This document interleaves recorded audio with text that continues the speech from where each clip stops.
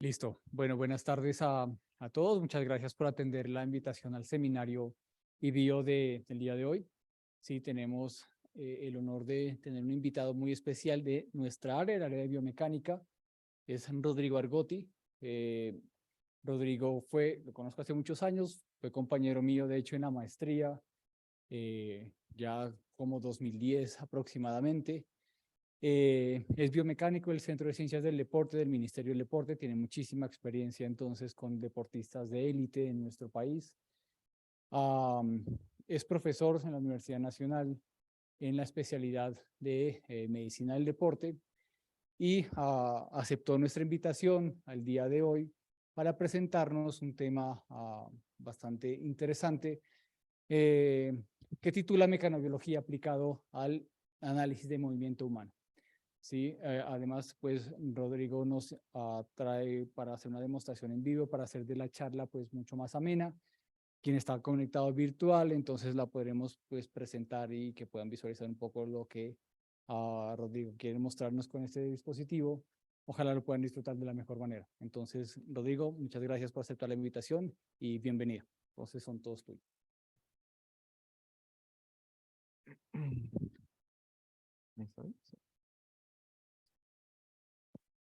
Chicos, ¿cómo están? Buenas tardes. ¿Cómo les va? Unos los conozco, otros no, por primera vez. Gracias por la presentación, Cristian. Y pues el motivo de la presentación es mostrarles algunas aplicaciones de la parte mecanobiológica, que son conceptos un poquito más complejos. De pronto no los abordamos a veces de la manera más fácil, siempre nos centramos en la parte más visual, lo más grande, lo macro. Y lo que pretendía con la presentación de hoy es mostrarle cómo los tejidos influyen en el desenlace, en el desarrollo, en los mecanismos de tratamiento, fortalecimiento, entrenamiento y rehabilitación que nosotros hacemos básicamente todos los días con pacientes clínicos y deportistas. Creemos que toda esta parte de la biomecánica y todo lo que ustedes hacen en el laboratorio es parte fundamental de un sistema grande de diagnóstico, de herramientas complejas para determinar qué es lo que pasa adentro, pero a veces no tenemos en cuenta qué es lo que pasa dentro del cuerpo y qué tejidos son los que necesito favorecer, necesito trabajar, necesito tratar. Creo que desde la parte de ingeniería es muy importante también que sepan ustedes estos mecanismos biológicos y celulares porque básicamente los hemos trabajado con ingenieros, biomédicos, ingenieros mecánicos, todo ingeniero que sepa de programación y sistemas de programación bastante complejos. Y pues con Cristian, que los conocemos hace mucho tiempo, me planteó la idea del Machine Learning que me parece espectacular y yo creo que eso puede ser el futuro de todo lo que nosotros estamos haciendo en cuanto al análisis preliminar y rápido de todo lo que sucede dentro del cuerpo de cualquier persona. Entonces, para que esto sea mucho más ameno y creo que rápido, creo que tenemos algunos compromisos más adelante, les voy a hacer una introducción al movimiento de manera rápida, de manera para que ustedes de pronto aborden esto de manera mucho más holística, por así decirlo. Posteriormente hablaré de cada uno de los tejidos tejidos del cuerpo que intervienen básicamente en el movimiento.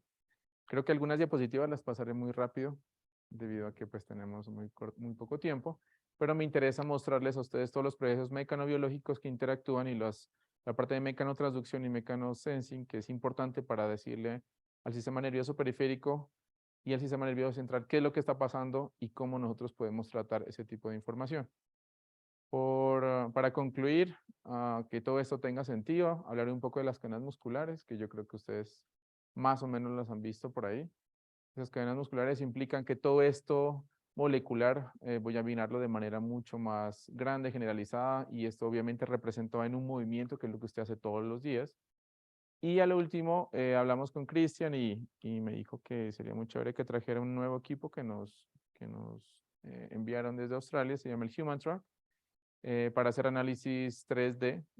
Son análisis que se van a hacer de ahora en adelante de manera muy fácil, muy práctica, y si alguno de ustedes me colabora para hacer el análisis aquí enfrente, fantástico. ¿Listo, chicos? Yo creo que por facilidad sería muy conveniente que me interrumpan y me hagan muchas preguntas, o si tienen dudas, inquietudes, sería fantástico, pues para que esto tenga sentido. Entonces,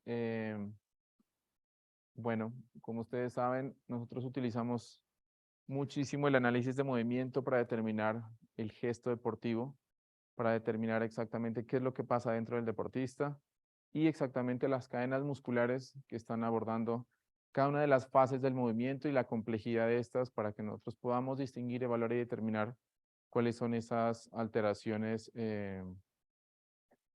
mecánicas. Y básicamente lo que hacemos es trabajarlo con algo muy sencillo y que ustedes lo conocen muy bien en el laboratorio, y es con las cámaras optoelectrónicas, con protocolos de marcación en los segmentos articulares y segmentos corporales. Los protocolos ya están estandarizados, las plataformas de fuerza como nos dan la fuerza de reacción del piso, como ustedes muy bien lo conocen. Y esto nos permite hacer la dinámica inversa para que nosotros podamos entender de manera muy fidedigna qué pasa con las fuerzas en cada una de las articulaciones. Eso no nos lo da ninguna otra evaluación, por así decirlo. Evaluamos los torques generados. Ustedes como ingenieros saben que los torques son variables en las cuales nos permiten a nosotros identificar desde la parte de ingeniería aplicada a la parte biológica cuánta es la fuerza rotacional generada eh, para realizar el movimiento. Entre más fuerza rotacional, mayor torque, o sea, mayor desgaste, o sea, mayores esfuerzos por unidad de área, y esto claramente para nosotros es malo. Entonces, evaluar este tipo de variables es muy importante para determinar cuáles son las compensaciones e imbalances que se están dando en cada una de las fases del movimiento. Y de ahí en adelante sacamos las potencias, que ustedes creo que también las manejan bastante bien. Las potencias para la parte de biomecánica, nosotros las determinamos como la generación o absorción de energía, y esta energía está muy relacionada con lo que vamos a ver de las cadenas musculares. Los músculos están en capacidad de absorber o de generar fuerza, y generalmente absorben. Para generar mucha fuerza durante mucho tiempo, nosotros tendremos que tener demasiada energía, un gasto calórico enorme. Entonces el cuerpo es muy inteligente, y a la expensas de todos los tejidos que les voy a mencionar, especialmente el tejido conectivo, que es el que recubre todos los órganos del cuerpo, las células del cuerpo, nuestras neuronas y demás, y nuestros órganos, especialmente nuestros órganos. Él trata de que desde la parte mecánica darnos un plus, y es darnos un retroceso elástico que nos permita favorecer el movimiento. Es como que si ustedes cogieran se me fue el nombre, un elástico, ustedes lo jalan, tienen que hacer fuerza para alargarlo, pero no tienen que hacer fuerza para llevarlo otra vez a su estado normal. Eso es lo que hace el cuerpo, y por eso es tan importante la mecanobiología de tejidos. Por eso quiero mostrarles cuál es la importancia de todos estos tejidos para que ustedes la tengan presente, y obviamente que con esto uno poder explicar todos los movimientos tan complejos que nosotros hacemos. Complejos en donde a veces para cualquiera de nosotros es difícil poder determinar y poder hacerlo y poder explicar este tipo de cosas en los diferentes segmentos articulares. Nos ha facilitado mucho todo este proceso también para hacerlo outdoor. Aquí estos videos que les presento es del mismo sistema que ustedes tienen, que es el Xsense. Lo tienen en laboratorio. Afortunadamente nosotros en el ministerio lo tenemos pues con software y con todo instalado, y lo que hacemos es irnos a campo pues a determinar este tipo de movimientos de manera en donde el ambiente y todo lo que el deportista pues obviamente va a hacer en su día a día, pues obviamente no interviene como nosotros si estamos en un laboratorio, que todo es restrictivo, temperatura, luz, absolutamente todo. Entonces todo esto pues nos permite identificar, como les digo, fácilmente todos estos procesos de manera muy fácil y muy sencilla. Es muy importante mirar todos los planos, porque en la parte superior podemos mirar los planos sagitales, y en un plano sagital a veces todo sale bien, todo es perfecto, todo es bonito. Si esto no lo hago con las fases, se va a dificultar muchísimo, obviamente, hacer este tipo de gráficos, porque esto es, identifico las fases y las corto y las pego y les hago el promedio y les saco la desviación y miro cuáles son los que tienen mayor desviación, en qué fases son los que hay más desviación estándar para determinar los imbalances musculares y las alteraciones. Esto es muy importante porque por género tenemos un montón de adaptaciones neuromusculares. Los hombres totalmente trabajan diferente a las mujeres. Pero si nos quedamos en la parte bidimensional, pues todo lindo, todo bello, pero en los planos transversos y en los planos coronales ya empiezan a salir este tipo de asimetrías importantísimas, en donde miren el porcentaje de asimetría es relevante y es un punto a tratar en la presentación. Las asimetrías básicamente nos permiten identificar esos músculos que no están ayudando. Y nosotros nos centramos mucho en los músculos superficiales que son los del plano sagital, los músculos que nos permiten avanzar, pero desde la parte de ingeniería ustedes muy bien saben que ustedes pueden tener un brazo de palanca móvil, pero si el engranaje de la parte más distal no es fijo, no está bien atornillado, no está bien asegurado, pues ese brazo se va a salir. Lo mismo sucede con nosotros en el cuerpo. El engranaje de los músculos sinergistas, de los músculos que nos coayudan a hacer los movimientos, no están bien. Y esto es el gran error que nosotros tenemos en el entrenamiento, incluso día a día con nosotros. Creo que ninguno de ustedes va a trabajar al gimnasio los esplenios o el piso pélvico o músculos como los obturadores. No sé de qué me está hablando Rodrigo, ¿qué es eso? Porque en el gimnasio no se ve eso. Trabaje obturadores, no creo. Y son músculos sinergistas en los cuales le dan soporte a las articulaciones un poco más grandes. Entonces, es inevitable mencionar que yo trabaje cuádriceps isquiotibiales si no trabajo los músculos que le dan la capacidad de mantenerse firmes en la cadera. Y obviamente, pues si eso pasa es lo que nosotros tenemos siempre, nuestros dolores, nuestros imbalances, hipertrofia sí o sí de los músculos que queremos para vernos bonitos y demás, pero no somos funcionales, no, somos funcionales, no somos eficientes, eficaces, no hacemos lo que debemos hacer y gastamos un montón de energía y nos seguimos preguntando, pero ¿por qué si yo voy todos los días al gimnasio y hago todo eso? Entonces, por eso quería mostrarles esta presentación y estas gráficas para que nosotros tengamos una visión mucho más amplia del movimiento, pero también una visión más amplia del entrenamiento. Creo que nuestro entrenamiento, con lo que acabo de decir, está muy sesgado en muchas cosas. No entreno los músculos que necesito, pero no sé cuánta intensidad, frecuencia, volumen debo trabajar. Entonces, fíjense que la prescripción del ejercicio se vuelve mucho más difícil y pues a veces vamos al gimnasio y nos dicen, yo creo que Cristian empiece con pecho 5 kilos. Qué ojo tan bravo pues del señor que nos está diciendo para saber que son 10 kilos o 5 kilos. Entonces, por eso nosotros hacemos un análisis mucho más complejo, mucho más robusto en cuanto a la prescripción del ejercicio y todo esto pues es parte de la presentación.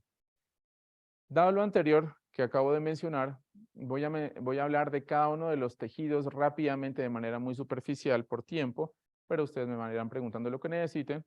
Y quería mencionarles que todo lo que voy a hablar está en el marco de un libro que nosotros publicamos en la Universidad Nacional, por si ustedes en algún momento quieren leerlo, quieren descargarlo.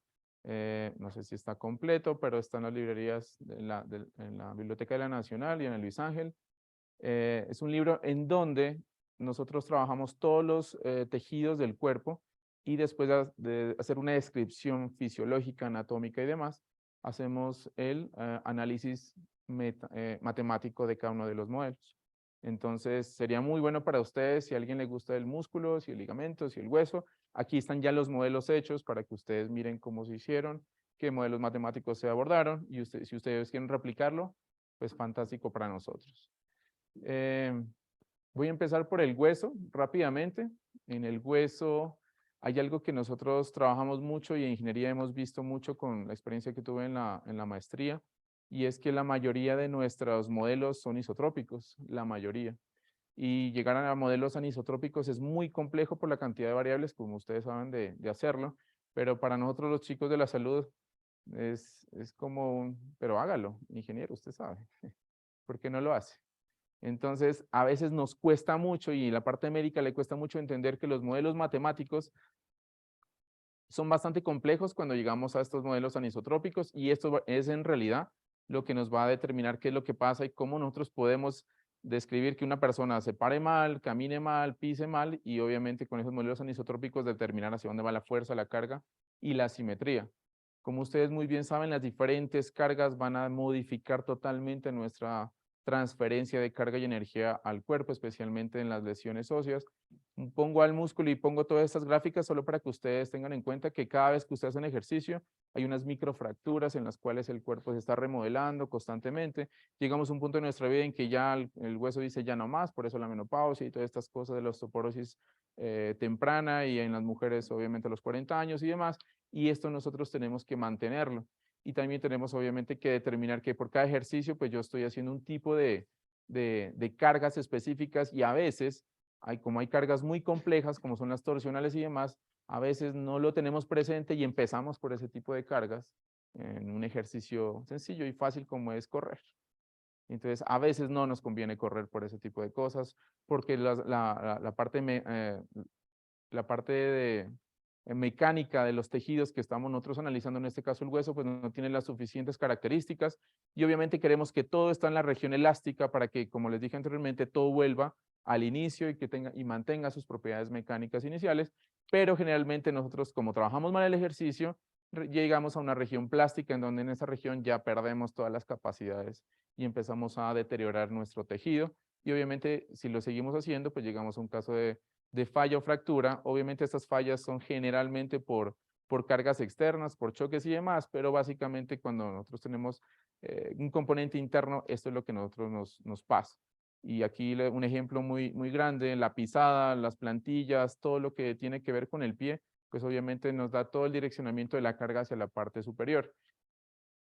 Todas las fascitis plantares, todos los inflamación del hueso, las tendinitis y tendinopatías, por ejemplo, del Aquiles, todo de los runners, no sé si aquí alguno practique también este tipo de deportes. Todo esto está explicado desde la parte mecánica, de la forma de correr y trabajar, y específicamente pues, el entrenamiento, que es lo más importante. Aquí básicamente para que ustedes sepan y recuerden cuáles son las formas en donde este tejido funciona de la mejor manera, y por qué en muchos de los casos los diferentes huesos hacen diferentes funciones. Por eso es muy interesante. Este es un ejemplo que lo traje porque hace 4 días estuvimos en una intervención quirúrgica en donde a un chico se fracturó en la parte medial de la tibia, y el ortopedista dijo, le voy a pasar el peroné a la tibia y le voy a pegar esto delgadito, se lo voy a pegar acá porque no tengo otra forma de que él sea funcional y que camine. Entonces, me pareció bastante interesante los procedimientos ortopedistas que ellos tienen, porque pues si bien están salvando una vida y dándole funcionalidad, si se dan cuenta las cargas, esto hasta cuándo puede suceder. Los topes proximales y distales tienen un componente importantísimo. Cuáles son los músculos que llegan desde la cabeza del peroné, los peroneros y demás. Entonces, todo, miren que es una alteración bastante interesante. Y todo esto pues cabe en la forma en donde nosotros podemos decir que cualquier alteración que tiene el cuerpo es tan inteligente que se adapta. Y yo creo que ustedes lo han visto. Si se lesionan y se esguinzan un tobillo, ustedes no consciente, no pisan más sobre ese pie, sino van a descargar el otro y así sucesivamente. Entonces, toda esta forma inconsciente hace que nosotros tengamos y seamos más propensos a usar posturas inadecuadas y demás. Aquí para que ustedes, esto nos interesa mucho a nosotros en la parte de rehabilitación, como el componente del hueso compacto es muchísimo más fuerte, pero sí quiebra mucho más rápido, y este hueso esponjoso pues nos da muchísima más flexibilidad. Ese es el tejido conectivo que nos interesa, porque la combinación de los dos es lo que nos permite a nosotros tener todos estos movimientos de flexión, rotación, torsión y demás en este tipo de tejido. Importantísimo para que ustedes lo tengan presente. Entonces, la mecanobiología de esto viene a explicar cómo estas células, que son las ostionas que están en los osteocitos, nos pasan información y nos dicen, oiga, aquí hay carga, y esta carga necesito que usted vaya y remodele hueso, coma hueso y meta otra vez hueso, que es los procesos de osteoclastos y osteoblastos que ustedes muy bien los han visto y los conocen. Y esa remodelación está haciendo día a día en cada uno de las células. Y eso es muy importante porque si esto no se da, pues obviamente no tengo un hueso firme, un hueso duro. Y aquí es muy importante mirar cómo la distribución del hueso me permite a mí soportar mucho más cargas. Por eso que las lesiones de la clavícula, por ejemplo, son mucho más complicadas para que se peguen, para que se remodelen. No en los niños, sino en personas adultas es mucho más complejo. Cuando los músculos tienen, los huesos tienen inclinaciones, miren que las cargas son menores, pero cuando son totalmente paralelos, pues obviamente soportamos mucho más fuerza. Entonces, ténganlo muy presente a la hora de el ejercicio, el entrenamiento, nosotros lo tenemos muy en cuenta en la rehabilitación y pues obviamente aquí el comparativo con los diferentes demás materiales. Todo esto sí o sí, pues obviamente están modelos matemáticos que todos los ingenieros y ustedes suben de todos los materiales y nosotros los adoptamos y los acoplamos. Aquí no entro mucho en detalle, pero quiero mostrarles que todos estos canalículos tienen una serie de nutrientes por todo el hueso que no solo me informan, sino también me dan toda la parte nutricional para que cada uno de los osteocitos tenga la información correspondiente y esos canales haversianos, que son esos canalículos, obviamente es lo que me da esta información a cualquiera de las células. Entonces tenemos una conducción constante de información de la célula directamente hasta nuestro sistema periférico y a nuestro sistema central para informar rápidamente qué es lo que está pasando. Y aquí para que usted no se le olvide, qué es lo que pasa cuando nosotros tenemos una microfractura. Las células le dicen que aquí tenemos que remover, comer o quitar hueso. Los osteocitos migran, los osteoclastos y osteoblastos hacen todo la remoción y la generación de nuevo hueso y esto es lo que nosotros hacemos todo el tiempo. Con esto quiero mostrarles es que nuestro ejercicio tiene que ser algo vital para todos nosotros, es como comer, es como algo que sí o sí respirar, tenemos que hacerlo todos los días. Si no tenemos estos procesos, nosotros vamos degenerando el tejido y lo que nosotros miramos en las radiografías es como la desmineralización ósea y obviamente los que son mayores de edad, las personas que son ya pasan los 40, 45 años, pues mujeres y hombres tienen que tener muy presente estos tipos de análisis molecular. Aquí para que ustedes miren todos estos estímulos mecánicos que les acabo de mencionar, tienen una explicación molecular. Todos estos los modelamos en el libro que les presenté en la parte inicial y sería muy importante que ustedes pues los conozcan y puedan mirar qué tipo de modelaje se hacen para cada uno de los tejidos para mirar todos sus efectos biológicos, señalón intracelular y la mecanorrecepción, que es lo más importante que les quiero mostrar. Todo esto está en el marco de que la mecanobiología, la mecanotransducción, todo tiene que ver con la parte de simulación, porque si nosotros hacemos de manera experimental esto, es una locura. Lo hice en el 2008 con conejitos. A los conejitos les fracturábamos los piecitos, lo hice fuera del país. Y mirábamos algunos los dejábamos quietos, algunos los dejábamos caminando, otros los hacíamos correr, otros diferentes formas para mirar los modelos en los cuales encajaban mejor la recuperación, la remodelación ósea y como obviamente los tiempos de recuperación, que es lo más importante. Obviamente unos más viejitos, otros más jóvenes, para mirar si eso determinaba también la edad, género y demás, y pues obviamente es muy cruel, la verdad, pero era la única forma que teníamos en ese momento, y por eso ahora la mecanobiología, y bueno, ahora hace 40, 30 años, ha venido revolucionando todo esto porque nos permite a nosotros hacer simulaciones bajo estos parámetros reales de los tejidos, y ustedes básicamente son los encargados de ayudarnos a hacer esto, a simular y recrear todo esto bajo diferentes cargas y qué pasaría si le coloco una prótesis, si le coloco una placa, si le coloco, etcétera, etcétera. O si lo hago entrenar todo un día, ¿qué pasa con el hueso? ¿O será que es necesario entrenar a una intensidad 15 minutos y eso es lo mismo que entrenar una hora a una baja intensidad? Que eso es lo que está pasando con el HIIT, ¿cierto? En 15, en 20 minutos usted hace lo que debería hacer en 1 hora o 2 horas. Entonces no tenemos que desgastar tanto. Y esta explicación nos ha llevado también a mirar pues esta simulación para mirar las fracturas. Aquí con los autómatas celulares que los profes de la Nacional hicieron esto muy chévere porque los huesos, como les dije, por los canales haversianos se conectan entre sí y con los autómatas celulares yo puedo determinar cuál es el estado de mi célula dependiendo de las células aledañas. Y este fue un modelo bastante interesante para recrear y modelar todos los procesos de remodelación y de tiempos de regeneración ósea. Y aquí el doctor Garzón hizo en su tesis doctoral todo lo que es los centros de osificación secundarios para determinar cómo un hueso inmaduro, apenas está embrionario, recrea toda la parte ósea y no recrea la parte de cartílago. Muy interesante si ustedes lo quieren mirar más adelante. Entonces, quisiera que por favor lo tengan muy presente, porque la ayuda que ustedes como ingenieros nos proveen a nosotros va a ser muy importante a la hora de que nosotros tomemos decisiones médicas y decir qué tipo de progresión y entrenamiento podemos hacer al respecto. Con respecto al cartílago articular, es un tejido bastante interesante. Anteriormente teníamos la osteona, los osteocitos, aquí tenemos los condrocitos. para que ustedes lo tengan muy presente, que son las células del cartílago articular.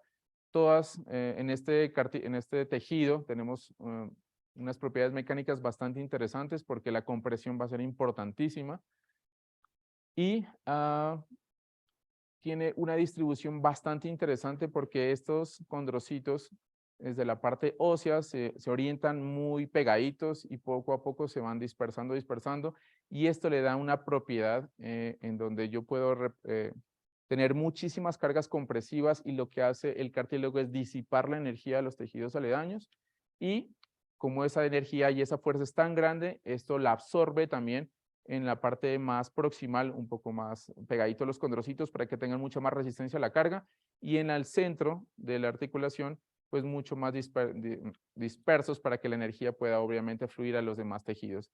Esto es muy interesante, la simulación y recreación. Y en el cartílago, pues cartílago articular tenemos lo más importante, y es que no es bien nutrido. Si hay una lesión, se lesionó y no hacemos absolutamente nada. Si les venden lo del cartílago de tiburón y todo esto que a veces entra en las redes, no es verdad. Obviamente hay muchísima investigación al respecto, pero hasta el momento muy pocas cosas se han visto que sean reproducibles y para todos. Y aquí les doy un ejemplo básicamente cómo se comporta este condrocito bajo carga y cuando no hay nada, y bajo diferentes cargas, cómo se reorganizan ellos para soportar y transferir toda esa carga. Acuérdense que nuestro cartílago es una almohadita, son esas almohadillas, y obviamente los esfuerzos, la curva esfuerzo-tiempo es totalmente distinta a la que vimos en el hueso, como se dan cuenta. Las fracturas pueden llegar, y toda la parte plástica puede llegar muchísimo más rápido. Si nosotros tenemos una lesión, no hay nada más que hacer y tenemos que cuidar mucho. Entonces, nosotros no tenemos esa información a veces de qué hago para cuidar mi cartílago. ¿Qué hago para no sobrecargar ni saturar estos tejidos? Porque yo creo que a todos nos gusta ir al gimnasio y ponerle mucho peso. Y entre más peso mejor, y nos sentimos mejor. Y a veces no es necesario tanto peso ni tantas repeticiones para nosotros lograr lo que nosotros queremos. Esto nos pasa mucho a nosotros los colombianos con la inmediatez de las cosas, ¿cierto? Queremos todo ya, todo rápido, y pues no respetamos estos procesos biológicos, que es lo que necesitamos. Entonces, es bien importante porque miren que en el hueso había una curva recta, totalmente recta, porque la carga no nos daba esta curvita en la parte inferior. Esta curvita es la reorganización de todos los condrocitos que les acabo de mencionar, y eso es parte importantísima de muchos de los tejidos. Se reorganizan para determinar una carga posterior. Aquí para que ustedes tengan muy presente y no se les olvide todo lo que nosotros tenemos en cuenta para tener muy bien las condiciones de este cartílago: género, edad, nutrición, todo lo que altera, lesión articular, obesidad, debilidad muscular, muchísimo por todos estos factores que acabo de mencionar. Los alineamientos articulares, la postura, esto tiene que ver todo con la parte postural, y pues todo esto desenlaza en las artrosis que nosotros muy bien los conocemos. Entonces, evitar todos estos factores que nos pueden dañar y no tener pues muy bien nuestro tejido. Y aquí hay algo muy importante, y es que bueno, hay un montón de marcadores moleculares en los cuales obviamente nos desenlazan al daño del cartílago, pero el condrocito, que es la célula del cartílago, básicamente está conectada por la matriz extracelular, y eso es muy importante para nosotros. Hasta el momento en la parte médica no tenemos mucha información acerca de la matriz extracelular. Nos hemos metido en que la célula es lo más importante, pero si no hay matriz, no hay camino para llevar la información hasta allá. Entonces, eso es muy importante para nosotros recrear, modelar matemáticamente. Hay muchas investigaciones al respecto, pero nos interesa mucho saber cómo nosotros facilitamos esta activación de estos señalizadores. Si yo hago una contracción muscular desde que no me ayude nada, se supone que hago un proceso eléctrico, metabólico y mecánico, ¿cierto? Cuando hago la contracción. ¿Qué pasa cuando me coloco una electricidad? Electricidad que me da una contracción muscular no es fisiológica, es totalmente distinta. Entonces, fíjense que hay cositas que nosotros asumimos que son iguales, y no necesariamente son los procesos biológicos que nosotros queremos, y a veces no están tan bien documentados para nosotros poder ejercerlos de la forma más importante, no, sino más, se se me fue la palabra. No hacerlo porque sí, no hacerlo porque ahí está el botoncito, y eso nos pasa mucho. Nosotros vamos a rehabilitación y nos colocan un equipo en donde dicen 5 minutos, ¿qué tiene? Espasmo, espasmo, no importa si sea gordito, no importa si sea flaquito, no importa.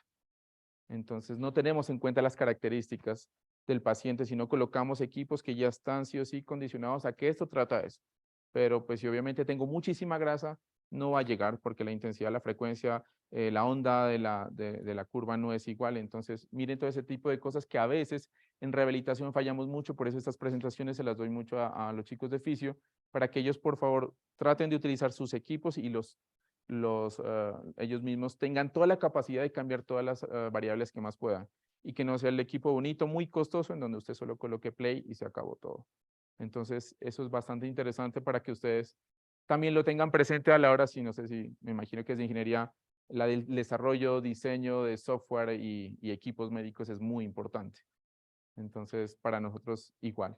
Y aquí, en este modelo matemático de la doctora Nancy Landiñez, ella en el modelo puede darnos información acerca de cómo es esa transferencia de fuerzas, cómo esto sale como una especie de gel hacia los lados para transferir muy bien las cargas, cómo las cargas repetitivas son las que más lesionan y más destruyen las capacidades de los condrocitos, y cómo el REST es tan importante para recuperar toda la parte no nutricional, sino toda la parte acuosa dentro de la célula para tener las mismas propiedades al otro día o más adelante. El gran problema que tenemos en los deportistas es que los REST no se cumplen y a veces nosotros tampoco. Creo que trabajamos un montón de tiempo, entrenamos, no dormimos bien, comemos lo que podemos y al otro día seguimos con nuestra rutina. Entonces, creo que no estamos haciendo nada con todo esto, para que lo tengan pues muy presente. Eso con respecto a los condrocitos y todas sus propiedades y capacidades que tienen ellos para mediar la transferencia de carga y energía a los demás tejidos. Con respecto al ligamento y al tendón, que son los mismos tejidos, es muy interesante mirar porque hay una diferencia grandísima, los que son intracelulares y extracelulares. Creo que hemos visto, no sé si ustedes tienen alguna experiencia, se han doblado el tobillo, un esguince de tobillo, y lo que pasa es una inflamación impresionante, pero hay gente que se rompe el cruzado y nunca se dio cuenta y no pasa absolutamente nada. Entonces también eso tiene que ver con toda la parte mecánica y molecular que nos da las propiedades de cada uno de los tejidos intra y extracelulares. Unos tienen muchísima, de por sí el ligamento y el tendón son avasculares, pero unos son más vasculares que otros.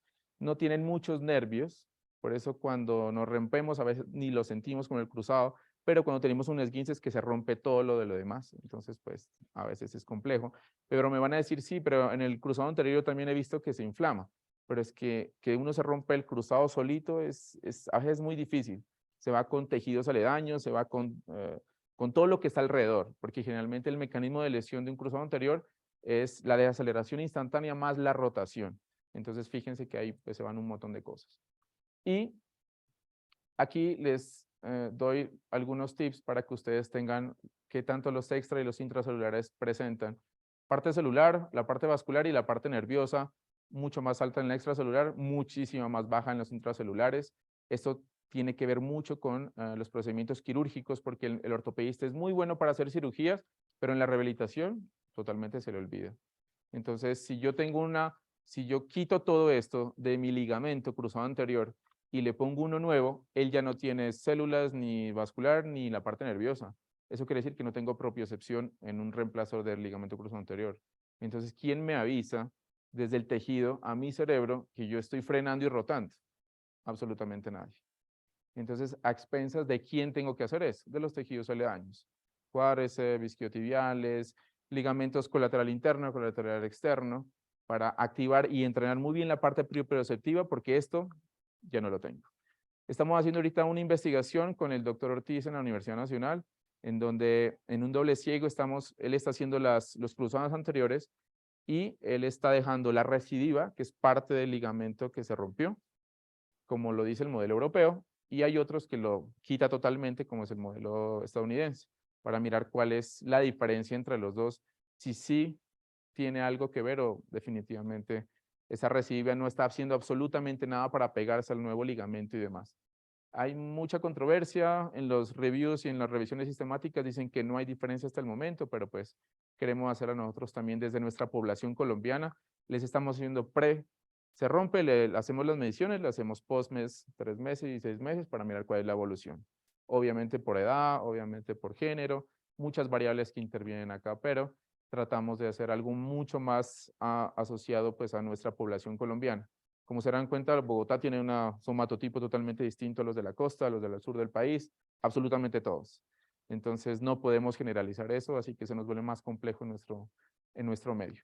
Aquí para que ustedes miren cómo el ligamento tiene muchas estructuras hasta llegar a la parte molecular de su triple hélice. Aquí están los fibroblastos. Los fibroblastos son los músculos que sensan y dan la señalización para generar y crear la señalización para que se cree más colágeno, y este colágeno es el que va a permitir remodelar el tejido constantemente. Aquí la línea de la curva esfuerzo de formación, esto lo hace la doctora Cárdenas en su paper y en el libro, que lo hace muy lindo, en donde mira la región lineal y la región elástica y plástica, qué pena. Aquí estas fibritas, como les comentaba anteriormente, en el cartílago articular es la región TOW, en donde las fibras están rizadas y cuando usted les va haciendo la parte tensil, obviamente están enviando información directamente para que el tejido empiece a dar unas respuestas mecánicas totalmente distintas al respecto. Esto es muy importante para todos nosotros entender por qué nosotros nunca nos vamos a rehabilitar en una lesión, en un esguince de tobillo. ¿Les ha pasado, señor? 10 minutos, listo. ¿Les ha pasado a todos? En un esguince, reincide, reincide y reincide, reincide. Entonces, la explicación mecánica que vimos de todo esto es que estas fibras, mire que este es un microscópico electrónico, estas son la orientación de las fibras del colágeno, y cuando tenemos un esguince, la ruptura puede ser de un porcentaje importante, en el grado 2 especialmente. Y esta ruptura hace que este tejido colagenado se estire y se vaya obviamente hacia la parte más proximal. Cuando él crece desorientado y obviamente no crece alineado. Al no crecer alineado, yo creo que ustedes de la parte de ingeniería entienden muy bien que si van a hacer un pilar para una casa, para un edificio, y se les olvida a los ingenieros o a los maestros que no pongan todas las varillas de manera paralela, sino que algunas se cayeron y le meten todo el cemento, pues obviamente eso no va a tener la consistencia y la fuerza de resistencia adecuada. Lo mismo sucede acá. Y eso es lo que nos permite reincidir y reincidir y reincidir. En la tesis de doctorado de la doctora Cárdenas, ella encontró unos valores de ultrasonido que le permiten orientar de manera mucho más factible la organización de este tipo de heces colegenadas. Lo interesante es que hay que hacerlo a las 24 horas de la lesión. Creo que nadie hace eso, ¿cierto? A las 24 estamos en urgencias esperando que nos atiendan y nos den algo para el dolor. Y lo más interesante fue que son diferentes frecuencias son bajas frecuencias, pero las bajas las divide entre 1 y 5 Hz. Y por cada fase de los procesos de rehabilitación, ella pone distintas para facilitar y promover todos los factores de crecimiento. O sea, no es solo colocarla y demás. En unas investigaciones que hicimos, nos dimos cuenta que utilizaban mucho alta frecuencia y lo que hacían era que cuando se tenía un esguince, la alta frecuencia le destruía los fibroblastos. Entonces, mire lo que nos estaba pasando en cualquier sistema de salud de nuestro país. Todo lo estábamos haciendo, la verdad, mal. Aquí para que ustedes tengan muy presente cómo son los procesos de rehabilitación. Miren cómo en un esguince yo tengo coagulación, inflamación, proliferación y la remodelación. La remodelación me dura meses, incluso años, para llegar a las propiedades más o menos desde el 80 al 90% del tejido inicial. Y nosotros creemos a veces que en 4 meses ya queremos correr y saltar y hacer nuestra vida como si nada. Entonces, esto creo que es muy importante para nosotros favorecerlo con el ejercicio. Yo creo que ustedes son conscientes de que los deportistas en el extranjero se rehabilitan mucho más rápido que nosotros, ¿sí? Estamos de acuerdo con eso, ¿cierto? Una fractura, un esguince o lo que nosotros miramos en el fútbol, no sé, en el fútbol inglés más que todo, lo vemos que en 6, 8 meses ya está jugando, así sea 10, 15 minutos. Aquí en Colombia eso no sucede ni por nada del mundo. Entonces nuestros procesos de rehabilitación sí o sí están mal enfocados. ¿Por qué? Porque a veces no tenemos en cuenta todos los procesos de remodelación y la parte de mecanobiología del tejido para favorecer todo esto. Y lo único que nos favorece esto, porque a veces no tenemos el movimiento intrínseco, es con todos los procesos externos y todas las herramientas externas que nosotros tenemos en rehabilitación. ¿Y eso quién lo hace? La parte de ingeniería. Facilita la parte de ingeniería y todo esto, pues obviamente estamos en sus manos para que ustedes nos puedan ayudar a mejorar estos procesos. Aquí el ligamento normal, los que se han esguinzado, miren todo lo que ya no tienen, todo lo que nos facilita que reincida, especialmente el colágeno tipo 3. El tipo 3 es el colágeno el no maduro, por así decirlo, el inmaduro, y tenemos un montón de colágeno tipo 3 que se está madurando y necesitamos todo este tiempo para que obviamente eso tenga cavidad. Aquí las etapas más sencillas y más fáciles de todo este proceso de mecanobiología, que duran hasta casi 10 días, que es lo primero que nosotros evidenciamos, y a veces en 3 días que nos da la EPS de, ya se lesionó, está bien, 3 días, ya dejó de ir al trabajo, por favor vaya otra vez, pues no estamos cumpliendo absolutamente nada de todos estos síntomas de factores. Lo peor de todo esto es que si tomamos AINES no esteroideos, favorecemos que los AINES, favorecemos que estos procesos se colapsen y se inhiban totalmente. O sea, peor. Si nos tomamos este tipo de antiinflamatorios en los cuales no nos favorecen esto, sino nos inhiben, pues no tenemos todo esto, lo que normalmente el cuerpo necesita para hacer la remodelación del tejido. Nosotros en la parte del deporte nos cuidamos mucho porque sí queremos que los chicos obviamente se recuperen bien. A veces la necesidad de un dolor tan grande hace que el médico le diga, tomes esto y váyase. Porque hay gente muriéndose y usted me está diciendo pues que le duele el tobillo.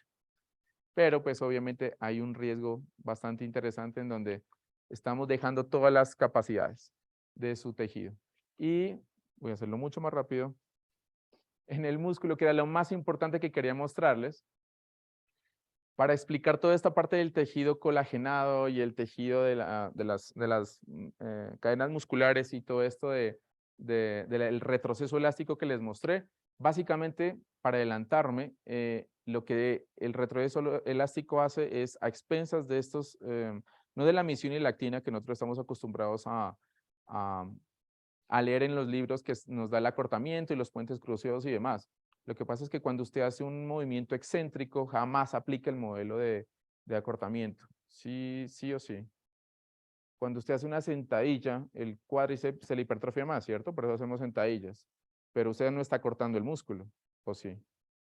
Pues estamos alargando. Y el alargamiento no tiene que ver nada con el modelo estándar que nosotros conocemos, que es el acortamiento del músculo con la actina y la miosina. En este caso ellos no actúan y lo que actúan son tejidos elásticos y viscoelásticos como la titina y la nebulina, que son los que nos facilitan hacer toda esta recarga o ese esfuerzo para soportar toda esa carga excesiva y obviamente con la actina y la miosina llegar a la contracción para subir otra vez si estamos haciendo una sentadilla. Entonces, este es el primer punto que yo quería tocarles, que es lo más importante.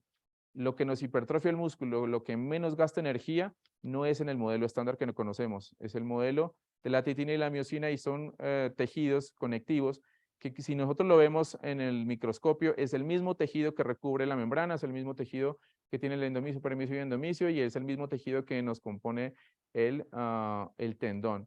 Y es el mismo tejido que más adelante lo vamos a ver. Voy a adelantarme eso un poquito. Es el mismo tejido que nosotros más adelante lo vamos a ver como las cadenas musculares. Es por eso que nuestras cadenas musculares son las que tenemos que favorecer. Un deportista no entrena todos los músculos, entrena la cadena muscular que más usa. Entonces, si tenemos un tenista, el tenista no va a utilizar todos los músculos que hacen abducción mayor a 90 o 120, porque de pronto a él le facilita más el drive y el drive no sube más de 90. Que solo quiero hacer un ejemplo nada más. Entonces nosotros lo que analizamos son esas cadenas musculares específicas que le permiten a él solo activar desde el pie hasta la punta del dedo contralateral para que él pueda hacer todo ese tipo de activación y hacer ese mismo alargamiento elástico para que el retroceso le facilite el movimiento. Si no tuviéramos ese retroceso elástico y si tenemos muchas retracciones, es lo que nos pasa a nosotros. No tenemos buena fuerza, no le podemos impactar bien a la pelota o lo que usted esté lanzando, lo que quiera impactar, y eso es lo que nos inhibe totalmente la generación y absorción de fuerza. Aquí les traía este modelo para explicarles que en la parte mecanobiológica tenemos un montón de modelos que nos explican la fatiga muscular y la fatiga muscular hasta el momento no está explicada. Hasta el momento tenemos un montón de teorías como el magnesio, como el calcio, como el fosfato inorgánico, que si esto se altera en la parte celular, llegamos a la fatiga. Y la fatiga nosotros la conocemos como la disminución de la fuerza muscular. Y ustedes a veces me dicen, sí, yo puedo hacer más fuerza, pero no me da.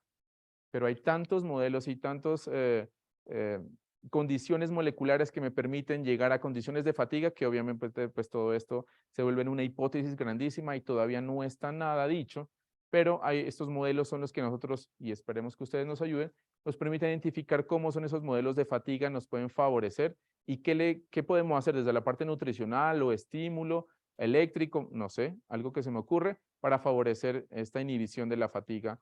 Obviamente tenemos mucho cuidado con esto porque ya nos han mencionado mucho que esto tiene que ver mucho con el doping y eso pues es algo bastante interesante de manejar, pero muy chévere también de entender porque pues a veces sabemos que el doping se da, pero no sabemos molecularmente qué pasa. Y ya para finalizar, me disculpan si fui muy rápido en algunas cosas, pero necesitaba que esto quede claro para todos. Todo esto, todos estos tejidos, toda esta distribución de carga, toda esta señalización de la mecanobiología específica de cada una de las células, pues nos conlleva que nosotros utilicemos estas cadenas musculares importantes. Como les mencioné anteriormente, las cadenas musculares son cadenas que unen músculos y esa unión de músculos es el tejido conectivo, que las conocemos como fascias, y esas fascias son las que nos permiten mantener en pie durante muchas horas. Esas mismas fascias son las que nos explican las cefaleas tensionales, incluso migrañas que nosotros sufrimos por la mala postura, por sentarnos mal, por caminar mal, por hacer todo mal. Y quiero mostrarles que en el cuerpo tenemos puntos en donde las cadenas musculares llegan y hacen relevos, como son los acromion, como son la cresta ilíaca anterosuperior y posterior superior también, como son el ombligo, que son puntos específicos en donde la fuerza llega hasta ese punto y se redirige ya sea para el hemicuerpo del mismo lado o el hemicuerpo contralateral. Generalmente es el contralateral porque nosotros siempre caminamos y hacemos movimientos en rotación, ¿cierto? Siempre estamos haciendo estos movimientos angulares que nos permiten sí o sí no tener la parte lineal siempre acá. Y también nos explican las cadenas musculares cómo nosotros podemos explicar las lesiones musculares, las lumbalgias, que es lo que más nos aquejan, el acortamiento de los músculos y demás. Aquí hay algo puntual que quiero mencionarles y es que los músculos se activan si usted cumple unos rangos articulares específicos. Si usted hace 90 grados, activa un músculo, si pasa los 90, activa otro músculo, si pasa esos 120, activa otro músculo, y a veces creemos que solo un rango articular está supeditado a la activación de músculo. Entonces, si usted ve eso en el gimnasio, en el entrenamiento que usted hace, pues tal vez los ángulos que estemos nosotros trabajando en nuestro entrenamiento no están facilitando la actividad de los músculos que yo quiero. De pronto están activando otros músculos. Entonces, eso es muy importante para que lo tengan presente. Aquí las cadenas musculares, bien muy evidenciadas en muchos textos y muchos libros. Han salido nuevos libros para determinar qué es lo que pasa con estas cadenas flexoras, extensoras, que nos mantienen la postura. Aquí una acotación rápida. Cuando usted vaya al gimnasio, por favor, trabaje toda la parte posterior, como se da cuenta en este slide, porque la parte posterior es lo que usted lo tiene en posición bípeda, lo mantiene de pie, pero si no trabajamos la parte posterior o los estabilizadores posteriores, que es lo que nosotros hacemos, trabajar todo lo anterior, miren que estamos en un desequilibrio todo el tiempo, con una postura inadecuada, con la mayoría de algunos de ustedes con retroversión pélvica sentados en este momento por fatiga y por demás. Entonces, eso es lo que nos favorece que nosotros no hagamos las cosas bien. Lo otro es que en el movimiento, básicamente, listo, con esto termino. Básicamente es que los ejercicios que nosotros ya estamos promoviendo y facilitando son ejercicios que nos permiten sí o sí tener cadenas cruzadas. Los ejercicios sí o sí son pliométricos cruzados y estos ejercicios cruzados y esos ejercicios pliométricos nos permiten hacer este tipo de movimientos tan complejos en donde nosotros activamos las cadenas cruzadas. Miren, no hacemos un movimiento lineal, hacemos todo el movimiento de cadenas cruzadas posteriores, anteriores y posteriores, para que nosotros podamos tener obviamente movimientos específicos y con muchísima más capacidad. ¿Listo? Yo creo que corrí con eso, qué pena no ser un poco más específico en algunas cosas por tiempo, pero si tienen preguntas, dudas, inquietudes, con muchísimo gusto se las resuelvo.